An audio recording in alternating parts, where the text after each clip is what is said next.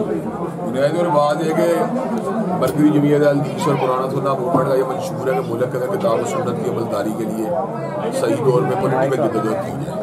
हमारा मुल्क इस्लामी जमहूरी रियासत है, दो कौमी नजरिए की बुनियाद पर बाहर के हुकूम में आया है। लेकिन कई मरतबा बात देखी जाती है कि हमारे जो रियासती अमूर में उसे कुछ डालने की या बैक पे करने की कोशिश की जाती है। तो हम ये बात समझते हैं कि इन तमाम की तमाम चीज़ों का जो है जायजा लेना भी जरूरी है और फिर एक पुरअमन दस्तूरी जद्दोजहद करना भी जो है ना मुल्क के लिए इंतहाई जरूरी है।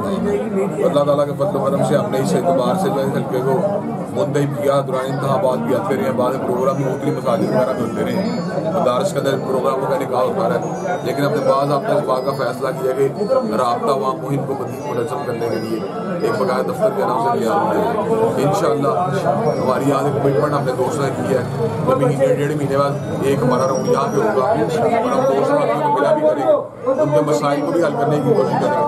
थाने कचहरी के मसाइल हो या दीगर मसाइल हो, इंशाअल्लाह हम एड्रेस करेंगे और खिदमत हल के काम को मज़ीद एक्सटेंड करेंगे। खाकों पे आपका बड़ा सख्त रद्द आया है, तो उस सिलसिले में जो अभी ये TLP वाले प्रोटेस्ट करने जा रहे हैं, इस सिलसिले में आपका क्या? हम ये बात समझते हैं, हमें इलाकी हमारी तईद उनके साथ है इस मसले में। जहाँ तक तल्लुक है हमारी अपनी मूवमेंट का, हमारी अपनी जमात का, तो अल्लाह ताला के मतलब मुल्क के दूर में हम उसके प्रोग्राम अलग से ही मैनेज कर रहे हैं। कुछ बातें जुमा का मसला हो, उसका मसला हो, इज्तिमा का मसला हो, हम उसके अंदर इन इशूज़ को पूरी तरह हाईलाइट करते हैं और आया मक हम बार करते हैं। और हमारा बुनियादी मुतालबा तकादा यही है कि जिन ममालिक ने ऑफिशियली ये तौहीन की है उनके नुमाइंदगान को यहाँ से बाहर किया जाए। वो अभी तक माफ़ी मांगने पर इबादत तैयार नहीं हुई, उनको ब्लास्फेमी लॉज को इंट्रोड्यूस करवाना चाहिए अपने ममालिक के अंदर। तो इंशाअल्लाह हम इस मसले के अंदर भरपूर तरीके से पुरअज़म अंदाज के अंदर आया हम बार भी करेंगे और लोगों का माइंड सेट बनाएंगे कि ब्लास्फेमी के ऊपर उसका कंप्रोमाइज़ नहीं हो सकता, जिस तरह डिफेमेशन और कंटेम्प्ट ऑफ कोर्ट के कवानीन के ऊपर जो कंप्रोमाइज़ नहीं हो सकता। आज के नौजवान को क्या पैगाम? देखें, बुनियादी तौर पर बात यह कि हमारा मुआशरे का बड़ी आबादी का ऐसा नौजवान मुश्तमिल है और नौजवानों में जो है फिक्री एतबार से भी, मुआशरी एतबार से भी उनकी कफालत का कोई मुनज़्ज़म निज़ाम मुल्क में मौजूद नहीं है।